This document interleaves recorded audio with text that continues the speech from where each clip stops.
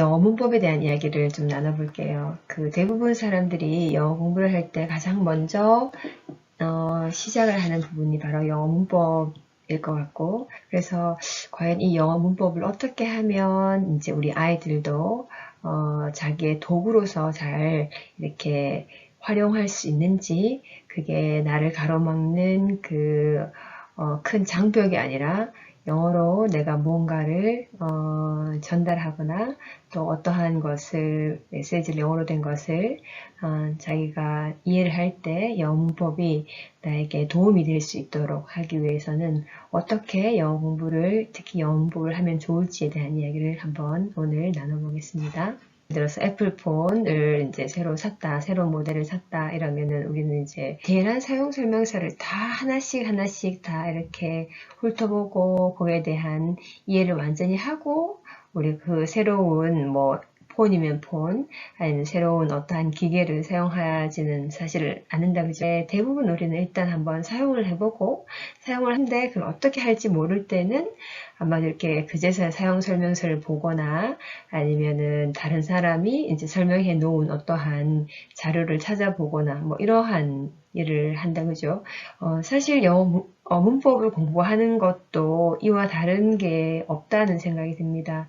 그래서 우리가 아이들이 대체로 이제 문법이라는 디테일한 영어 사용 방법이죠. 사용 방법을 속속들이 다 알게끔 한 다음에 그 다음에 이제 손에 핸드폰을 쥐어주는 그러한 형상처럼 우리 대부분의 이제 우리 학습자들은 영어를 일단 어떠한 용도로 사용하기 전에 영어 문법에 대한 그 디테일한 걸 다 아는 게 마치 순서인 듯이 그렇게 영어 문법에 대한 강박관념 또는 어떠한 꼭 넘어야 될 산 이런 것처럼 생각하는 경향이 있다는 생각이 듭니다.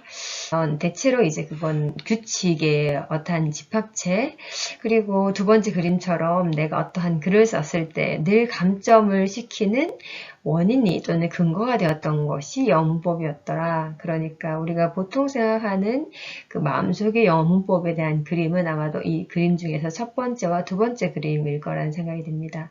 그런데 사실은 제가 생각하기에 영어 문법이라는 것은 앞에 두 개 그림보다는 나머지 두 개의 그림하고 훨씬 더 연관이 있다는 생각이 듭니다. 다른 말로 하면 영어 문법이라는 것은 사람과 사람 사이에 어떠한 메시지를 전달하기 위해 필요한 어떠한 것이라는 생각이 듭니다. 문법은 나의 머릿속의 생각 또 나의 메시지를 상대가 오해 없이 정확히 그거를 알아듣게끔 하기 위해서 내가 활용할 수 있는 도구, 이게 사실 영어 문법이거든요. 수능에서 지금 다루고자 하는 것은 긴 문장에서 뭐가 주어고 뭐가 뭐뭐이다 라는 동사이고, 그리고 나머지는 어쩌고 저쩌고라는 디테일에 대한 거다. 요거를 이제 파악하는 능력이 사실 상당히 중요하기 때문에 이 문장에서 뭐가 주어 뭐뭐이다 동사를 찾고 나머지 부분이 주어 동사의 메인과 관련해서 어떠한 유기적인 관계를 맺는지를 찾아내는 능력, 그래서 그 능력을 가지고 있을 때 비로소 복잡한 이 추상적인 사고의 어떤 문장이라도 정확히 이해를 해낼 수 있기 때문에 수능 영어 문법에서 가장 핵심이 되는 능력은 아까도 말했다시피 효과적인 생각과 메시지의 전달을 위해서 정확히 이 룰을, 문법적인 어떠한 사항을 잘 이해하고 있는지 요거를 파악하는 것이 최근 이제 영어 문법, 특히 수능 영어 문법에서 가져야 될 능력이라는 생각이 듭니다. 문헌이라는 분의 이 논문에도 이미 나와 있지만 요 예문이 사실 이 논문 안에 있던 예문이거든요. 예를 들어서 왼쪽에 이제 이 4개의 짧은 문장이 있죠, 그죠? 그래서 간호라는 과정은 아주 시스테마틱한 거고, 그 다음 아주 이성적인 방법이고, 그 다음에 뭔가 플래닝을 많이 이렇게 가지고 있어야 되는 거고, 또 남에게 많은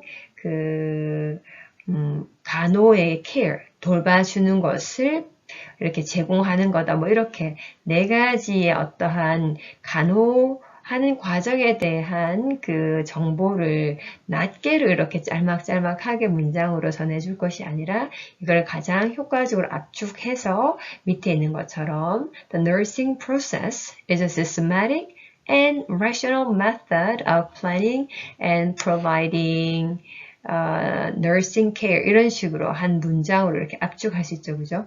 그래서 이 낱개로 되어 있는 4개 문장을 압축하기 위해서는 우리가 이렇게 보다시피 접속사라든지 그 다음에 ing 그죠? 이렇게 붙일 수 있는 능력을 가지게 되면 낱개로 되어 있는 반복되는 the nursing process라는 이 주어를 반복을 없애고 압축적으로 우리가 정보를 전달할 수 있게 되는 거죠.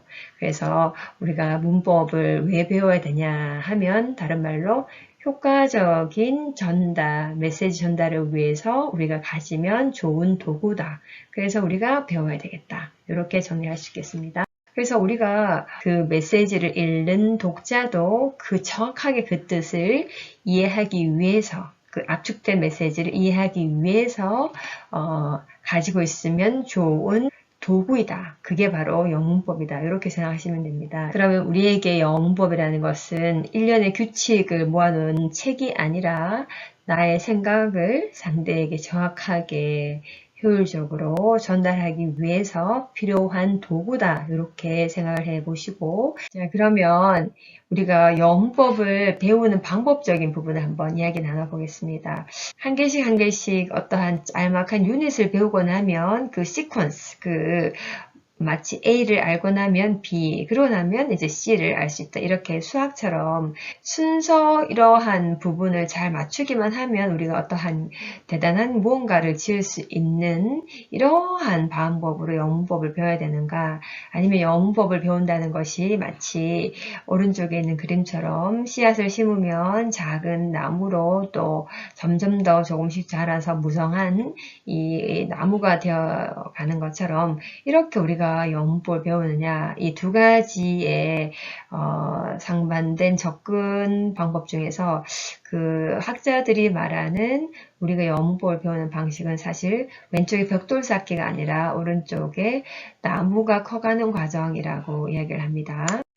자, 그러면 과연 우리나라에서 대체로 시행하고 있는 영문법 은 어떠한 방식으로 가르치느냐 그러면 다들 이제 경험해 보셔서 알겠지만 우리는 그 유기적인 관계도 그 안에서 유기적인 성장이라는 부분은 없애고 그냥 아주 기계적인 어떠한 사실적인 또 룰을 이렇게 쌓아 나가면 영어라는 것을 잘 할 수 있고 멋진 집을 지을 수 있다 이러한 전제를 깔고 왼쪽에 벽돌 쌓기처럼 하고 있다는 생각을 해봅니다. 사실은 이 언어라는 것은 거듭 강조해 드리지만 벽돌 쌓기가 아니라 오른쪽에 있는 그림처럼 일련의 과정을 평생 우리가 거치면서 더욱더 풍성해져 가는 이러한 그 유기적인 성장이라는 생각을 하시면서 영문법을 접하는 게 맞다는 생각이 듭니다. 이 논문에 있는 저자가 했는 것처럼 이분이 뭐 한국 문법에 대한 비판을 하기 위해서 이 말을 쓴 것이 아니라 사실 이 말을 이렇게 제가 읽으면서 논문을 제가 읽으면서 이것이 우리나라의 문법이랑 너무도 닮았다. 그래서 이분이 이제 경계해야 될 잘못된 영문법 교육이라고 말씀하신 이러한 내용이 사실은 현재 우리나라에서 진행하고 있는 일들이 아닌가라는 생각이 듭니다. 그래서 우리가 사실 대부분 영문법을 가르치는 방식은 그냥 단순한 규칙의 암기, 그죠? 문법적인 어떠한 패러다임 공식처럼 만들어서 그걸 아이들한테 그냥 단순 암기를 시키는데 많이 포커스를 두는 것 같고 또 그거를 문장에다가 규칙을 적용할 수 있는 능력보다는 그냥 그 규칙 자체에 대해서 달달 암기하는 쪽에 이제 집중을 하고 있다 이런 느낌이 좀 많이 들고 또 그냥 일련의 지식을 제 학생들한테 그냥 이렇게 이동을 시킨다. 머릿속엔 지식을 이동을 시킨다. 전수시킨다. 이러한 느낌이 사실 강합니다. 그리고 언제나 문법은 암기해야 될 규칙이란 이런 이퀄 관계를 늘 마음속에 가지고 그 규칙들을 달달 암기를 해야 되겠다. 여러 번을 해서 공부를 해서 통달을 해야 되겠다. 뭐 이러한 마음을 가지고 우리 문법 교육을 시키고 있는 듯한 느낌이 듭니다. 예를 들어서 우리가 수동태 문장을 우리가 가르친다고 하면 대부분 우리 학교에서는 위에 있는 것처럼 She prepares dinner라는 이 문장을 그냥 기계적으로 목적어 dinner를 앞으로 가져오고 the dinner 그 다음에 is prepared 뭐 이렇게 무조건 현재니까 is 이렇게 쓰고 비동사 쓰고 ed 패턴 and then by 뭐 목적격 이런 식으로 기계적으로 가르치는 경향이 있습니다. 그런데 사실은 각각의 이 형태가 문장 패턴이 존재하는 거는 분명히 이유가 있는 거예요. 그죠? 왜 똑같은 것처럼 우리는 오해를 할 수 있게끔 아이들한테 이 두 문장의 차이점에 대한 생각을 별로 하게끔 하지 않고 그냥 무조건 이렇게 바꾸는 패러다임 이렇게 바꾸는 데에만 집중을 하는 경향이 있어요. 그러다 보면 우리가 자칫 이거를 왜 이렇게 바꾸지? 완전 두 개가 똑같구나. 그런데 그렇다면 왜 굳이 두 개라는 다른 문장 패턴을 같은 의미의 것이라면은 굳이 쓰고 있을까라는 또 의문이 들 수 있어요. 그런데 그 의문에 대한 사실 존중을 하지 않고 그냥 바꾸는데 이렇게 문장 패턴을 바꾸는 데만 초점을 두고 있는 것 같아요. 이 논문 저자가 말씀하신 것처럼 이 애초에 the passive라는 건 수동태라는 것은 완전히 다른 structure다. 그 the active 능동태하고 수동태는 완전히 다른 거다. 이런 이야기를 하셨어요. 그러면 여기에 대한 이야기는 나중에 조금 이따가 좀 더 나눠볼게요. 그러면 왜 도대체 이 능동태랑 수동태가 이렇게 따로따로 존재하고 각각 언제 쓰여야 되는지에 대한 이야기를 조금 이따가 또 설명드리겠습니다. 그리고 또 하나 예를 들자면 우리가 사형식 동사를 삼형식으로 이렇게 바꾸는 이러한 것도 사실은 묻지마 그냥 이렇게 사람 먼저 쓰고 그다음 물건 나중에 써. 그리고 물건이 앞으로 올 때는 다음에 사람 뒤로 보낼 때는 to라든지 for 뭐 이렇게 다른 전치사를 쓰고 써. 뭐 이렇게 기계적인 훈련을 많이 시키죠. 그런데 이것도 아까 수동태하고 능동태처럼 애초에 이 두 문장은 쓰임이 다르다는 거. 이렇게 왜 각각의 쓰임이 존재가 따로 있는지에 대한 이유를 설명하지 않습니다. 그런데 이제 지금이라도 잠깐 설명을 드리자면은 그 첫 번째 문장 같은 경우에 He gave Jane a ring 같은 경우에는 제인한테 딴 거 아니고 반지를 다 줬대. 반지를. 그래서 여기 ring을 이렇게 많이 정보성이 있을 때 이런 패턴을 쓰는 거고 만약에 밑에 he gave a ring to Jane 이라고 해버리면은 딴 여자 말고 제인한테 준 거야. 그 제인이라는 그 사실을 전달하고 싶을 때는 사람들은 밑에 것처럼 이렇게 쓰는 경향이 있습니다. 그래서 하나로 좀 더 일반화시키자면 영어에서 새로운 정보가 마지막에 이제 오는 거죠. A ring, Jane 이게 새로운 정보로서 상대한테 하이라이트 해가지고 전달해주고 싶은 정보가 그거라고 하면 예를 들어서 반지야 딴 거 아니고 그러면은 he gave Jane a ring 이란 이런 패턴을 쓰는 경향이 있고 만약에 다른 사람 아니고 제인한테 줬대 라는 말을 하고 싶으면은 he gave a ring to Jane 이런 식으로 쓴다는 사실 그걸 알고 나면 우리 학습자들은 이런 쓰임이 있구나 그러면은 내가 좀 정확하게 의사전달을 위해서 따로따로 알아서 우리가 잘 상황에 맞게끔 써야 되겠구나 라는 필요성이 생기는 거죠. 그러면 맨 처음에 핸드폰을 사서 이거 어떻게 쓰지? 내가 친구한테 메시지를 보내고 싶은데 어떻게 하지? 라는 필요가 생겼을 때 우리가 그것을 어떻게 하는지 더 귀 기울여서 공부하는 것처럼 이 문법을 배울 때조차도 그냥 무조건 외워. 그냥 무조건 문장 패턴 바꾸는 거 연습해 라고 말하기보다는 요런 상황일 때는 이렇게 말해줘야지 내 말이 더 정확히 전달이 되니까 그럴 때는 이렇게 써야 되고 또 이럴 때는 또 다른 비슷해 보이지만 다른 뉘앙스 또 다른 포커스이기 때문에 반지를 제인이라는 여자한테 줬다라는 말할 때는 아 이렇게 써야 되는구나 라고 이제 그 표현의 차이를 우리가 이해하게 되면 훨씬 더 이 마음이 이 룰을 대할 때 있어가지고 활짝 열리게 되는 거죠. 자, 그래서 무조건 where라는 이런 조금 문법은 좀 지양해야 되지 않을까라는 생각해 봅니다. 자, 그러면 도대체 그러면 어떻게 하는 게 제대로 된 영문법 교육이길래 라는 질문이 들 수 있어요. 그죠? 그래서 아까 거를 조금 반대로 이야기하자면 룰을 달달 외우는데 포커스 주는 것이 아니라 규칙을 적용하는 능력, 그리고 자기의 메시지를 정확하게 그리고 상황에 적절하게 전달하기 위해서 문법을 사용할 수 있어야 되는 거, 그리고 문법 그 룰 자체를 안다기보다는 그 아는 규칙을 자기의 의도에 맞는 메시지를 전달할 때 잘 활용할 수 있는 grammaring이라는 신조어긴 한데요. 이렇게 만들어낸 용어죠. 그래서 활용 능력이라고 볼 수 있어요. 그리고 이거는 1년에 어떤 벽돌을 다 쌓으면 그 집을 멋지게 지을 수 있다라는 그 개념이 아니라 나무가 커가는 것처럼 세월을 거쳐서 우리가 문법을 규칙을 알면 그거를 더 적재적소에 잘 적용할 수 있는 능력이 커 나가는 거죠. 그러니까 문법이라는 것은 그 기술을 키워나가는 것이지 1년의 죽은 문법 규칙을 달달 외우게 하는 게 목표가 아니다라는 거죠. 그래서 결국엔 이 모든 것들은 의미를 정확하게 전달할 때 우리가 그 정해진 어떠한 그 대화하는 그 언어를 사용하는 사람들 간의 약속인 거죠. 그 룰을 정확히 잘 따르면 상대도 그 약속된 룰을 알고 있기 때문에 아 하면서 내가 전하고 싶었던 의미를 더욱더 똑같은 최대한 내 의도를 정확히 간파할 수 있는 그런 장치가 바로 문법이다. 이렇게 되는 거죠. 그러면 결론으로 영문법을 제대로 배운다는 것은 그 규칙을 적용할 수 있는 능력을 생기게끔 하는 것이 우리의 목표가 되어야 되겠다 하는 거죠. 자, 그러면 영문법은 사실 세 가지 요소로 추릴 수 있어요.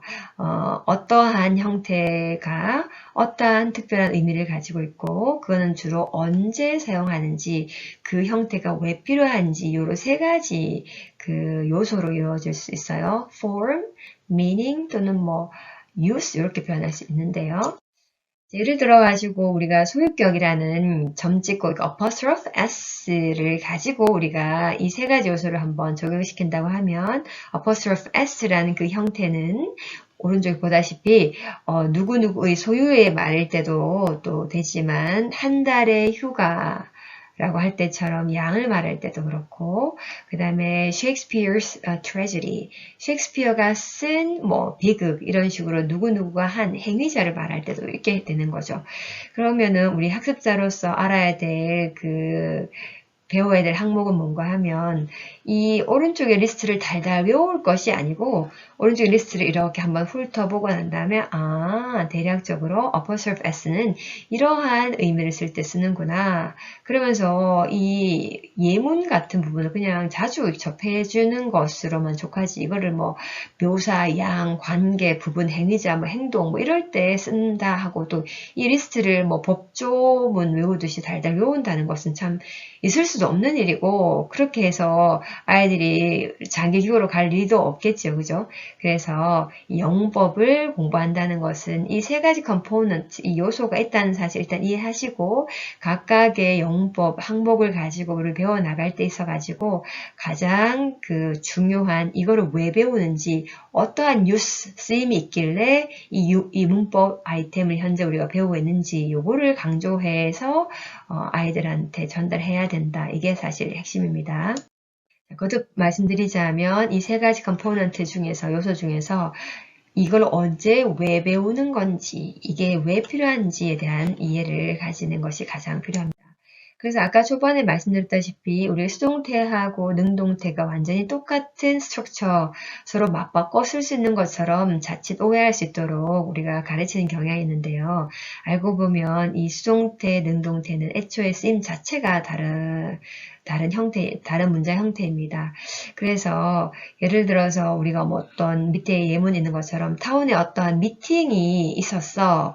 그리고 많은 이슈들이 거기서 토론이 되었어. 이렇게 누가 그거를 미팅을 했는지 중요한 게 아니라 모임이 열렸다는 사실과 많은 어떠한 사안들이 다뤄졌다는 사실, 이거가 말하는 사람의 의도이기 때문에 초점이 행동한 사람이 초점이 아니라 그 논의된 사안들이 초점이기 때문에 이렇게 뭐뭐해졌다라는 이 수동태 형태를 사용하는 것이 정확한 의도 파악에 좋은 문장 패턴이 되는 거죠.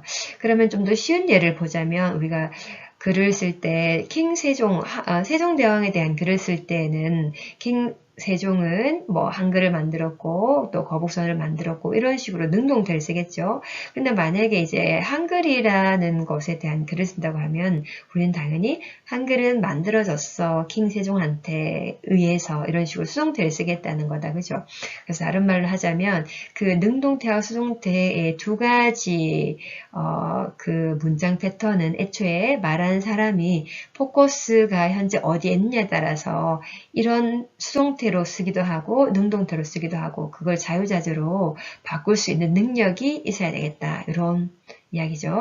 또 두 번째 예를 들자면은 우리가 조동사 뭐 can, could, might, had better 이렇게 여러 가지 엄청 많이 쓰죠. 왜 이렇게 다양한 이 조동사를 우리가 써야 되는가, 왜 필요한가라는 사실 의문이 들어요.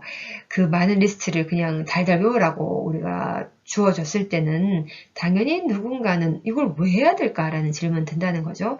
그 왜라는 질문을 사실 많이 관심을 가져주셔야 되고, 예를 들어서 조동사처럼 그 많은 리스트를 우리가 외워야 된다 하면 외울 것이 아니고 각각의 조동사가 쓰인 상황에 예문을 이렇게 보고 나면 약간 각각의 쓰임이 정말 다르구나. 그러니까 내가 내 머릿속에 이 다양한 쓰임을 가지고 있는 게 유리하겠구나. 적절한 상황에 맞춰서 내가 하나씩 꺼내서 써야 되겠구나 라는 필요를 알고 나면 이 조동사의 리스트를 보는 눈이 달라진다는 거죠. 예를 들어서 그림처럼 자동차 키를 자동차에 놔두고 문을 잠궈버렸을 경우가 생겼다고 쳐요.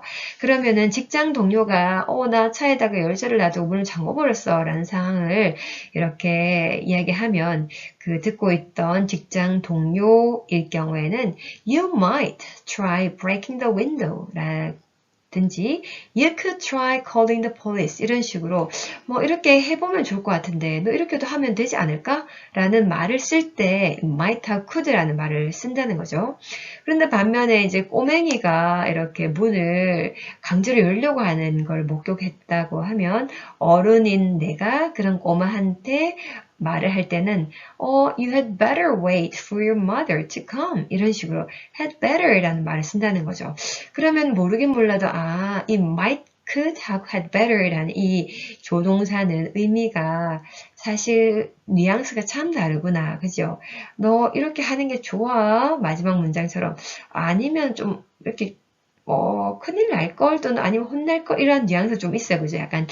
약간의 강압 같은 이런 느낌이 있는 거죠. 그렇듯이 이 문장의 조동사를 우리가 배우기 전에 각각이 왜 필요한지에 대한 이야기를 먼저 나누고 그 많은 조동사가 그때그때 쓰임이 다름을 알아나가는 것이 필요하다. 이런 이야기입니다. 그 다음에 이제 우리가 많이 배우는 이 시제 있죠. 현재 완료라든지 과거라는 이 시제도 왜 이렇게 시간을 다르게 구별을 꼭 해줘야 될까라는 질문을 할 수 있어요. 예를 들어서 뭐 인터뷰할 때 여러분은 뭐 컴퓨터 프로그램을 해본 적 있습니까? 라는 말 할 수 있어요. 그죠? Have you ever done any computer programming? 이라고 말하는 사람은 have 이 과거 분사에 done이라는 현재 완료를 썼어요. 왜 그랬을까요? 그리고 대답하는 사람으로는 I once worked on 이렇게 내가 일을 해봤습니다 라고 과거 시제를 썼단 말이죠. 왜 이 대화를 나눈 사람들은 각각의 입장에서 질문하는 사람은 왜 have, ed라는 이 현재 완료를 썼을 것이고 왜 썼는 것이고 또 대답하는 사람은 왜 과거 시제를 사용했을까요? 그죠? 그 왜라는 질문을 곰곰이 생각을 하고 거기에 대한 답을 찾는 것이 현재 완료라는 시제 그리고 과거라는 시제의 각각의 특징을 이해하는 데 정말 중요한 키가 됩니다. 짤막하게 설명드리자면 이 현재 완료라는 시제는 사실 지금까지 쭉 해온 이러한 느낌이 있어요. 그래서 뭐 말하는 이 인터뷰하는 사람이 그 오늘 지원하는 그 사람 해본 적이 있는지 지금까지 그죠? 그러한 뉘앙스로 물었기 때문에 당연히 have you ever done? 이라고 물었는 거죠. did you do? 라고 묻지 않고. 그리고 대답하는 사람 입장에서는 지금까지 이렇게 했다기보다 내가 옛날에 딱 정말 그 일을 했어 라고 뭔가 명시적으로 나 그때 했어 이미 했어 라는 그러한 뉘앙스로 좀 자신있게 자기가 그쪽에 경력이 이미 있음을 어필하기 위해서 이렇게 과거형 썼다 이러한 뉘앙스 차이가 있어요. 그래서 물론 여기서 yes I have 라고 해도 되지만 그때그때 의도가 다르게 이렇게 전달될 수 있다는 점을 알고 나면 학습자 입장에서는 그럼 내가 현재 완료랑 이 과거란 시제를 각각을 정확히 잘 파악을 해서 내가 말하려는 의도에 맞게끔 꺼내 써야 되겠다라는 마음의 자세가 생긴다는 거죠. 제대로 된 영어 문법을 그러면은 가르치려면은 어떤 거를 가르쳐야 되느냐라고 하면 가장 세 가지로 간추렸어요. 이 학자 러슨 프리먼이라는 분의 2001년 논문에 의거하면 이분은 그래서 컨텍스트 안에서 우리가 문법을 가르치되 세 가지를 가장 키로 가르쳐야 되겠다. 하나는 그 패턴을 쭉 많이 눈에 익히는 것이 필요하고 그 다음에 두 번째는 아까 설명했다시피 그 규칙, 그 룰이 왜 필요한지, 왜 수동태는 있고 왜 능동태는 있고 왜 우리가 현재 완료라는 시제를 우리가 써야 되는지 여기 왜라는 질문, reason, 이유를 많이 소개를 하면서 영어 문법을 가르쳐야 된다. 그리고 마지막으로 다양한 표현법 중에서 우리가 그 상황에 맞게끔 알맞은 표현을 꺼내서 써서 전달해야지만 우리 의도가 최대한 정확히 전달되기 때문에 그래서 문법이 필요하다. 그래서 주어진 정보 상황에 다양한 우리 표현, 다양한 방식이 있음을 알려주고 그러한 선택 옵션, 초이스가 있는 가운데에서 알맞은 그 패턴 또는 그 항목을 꺼내서 말해야 되는 이러한 이유 때문에 문법을 배운다라고 정리를 해야 된다는 거죠. 그래서 한마디로 다시 좀 더 강조하자면 최대한 이 문법 책 하나로 끝낼 게 아니고 사실 매번에 이 영어 텍스트를 볼 때 또는 모르는 단어를 볼 때 영영사전이라든지 또 많은 영어 지문을 눈으로 많이 익히고 나면 사실 영어 문법은 따로 공부할 필요가 없을 만큼 그 문법 룰 자체가 중요한 게 아니라 텍스트 안에 녹여져 있는 그 형태를 유심히 잘 보면서 이럴 때 이러한 패턴을 쓰는구나 라는 계속 그 느낌, 감을 익혀나가는 것이 훨씬 더 필요하다는 이야기입니다. 무조건 달달 외웠던 시제에 대한 이야기를 왜 이렇게 다르게 쓰느냐라는 이유입니다. 이거는 나중에 제가 다른 영상으로 좀 더 소개해 드리겠습니다. 그러면 어떻게 우리가 당장 아이들에게 문법을 어떠한 교재로 가르치면 좋을까라는 질문이 생길 것 같아요. 그래서 제가 잠깐만 소개해 드리자면은 그 초등학교 저학년 같은 경우에는 사실 문법을 따로 공부할 필요가 없고 최대한 많은 영어책을 읽는 게 제일 필요해요. 그렇지만 이제 초등학교 6학년쯤 되었을 때는 당연히 이제 영어 원서를 읽는 거를 병행하면서 이 문법책을 한두 개씩 이렇게 보는 것이 조금 필요할 것 같아요. 특히 이제 우리가 외국어로 영어를 배우기 때문에 그 현지에서 영어를 배우는 사람처럼 인풋이 많이 노출될 수가 없기 때문에 이러한 문법적인 책을 가지고 이렇게 병행하는 것이 큰 도움이 될 수 있다는 생각이 듭니다. 그리고 특히 초등학교 6학년처럼 아직 추상적인 문법 룰을 많이 가르치는 것은 효과가 없거든요. 그래서 이렇게 오른쪽에 제가 우리 아이들을 가르칠 때 많이 썼던 교재예요. The Grammar Lab이라는 책이 참 이게 좋았는데요. 이거는 이 안에 이제 만화로 일단 좀 이따 뒷편에서 소개해 드릴게요. 만화로 이렇게 그 상황을 소개해 놓고 먼저 그래서 그 상황에서 그 주인공이 썼던 그 대화 멘트를 가지고 문법적인 룰을 설명했는 그러한 특질을 가지고 있는 영어 책입니다. 그래서 이거 초등학교 6학년 또는 중학교 1학년 정도 아이들이 보기에는 참 좋은 교재라는 생각이 듭니다. 그리고 초등학교 그리고 중학교 때 배우는 그 문법에서는 최대한 그 키가 되는 문법 용어를 이제 이렇게 한자 용어를 배우는 게 중요한 게 아니고 그것이 쓰인 문장, 통문장 영어를 많이 패턴을 외우는 것이 가장 큰 문법 적용 능력을 가지게 되는 핵심이에요. 그래서 통문장으로 많이 패턴을 외우는 것이 필요하다. 저는 그렇게 생각이 됩니다. 그리고 중학교로 올라가서 이제 마찬가지 이렇게 노랗게 쓰여 있는 이 부분이 이제 영문법 책인데요.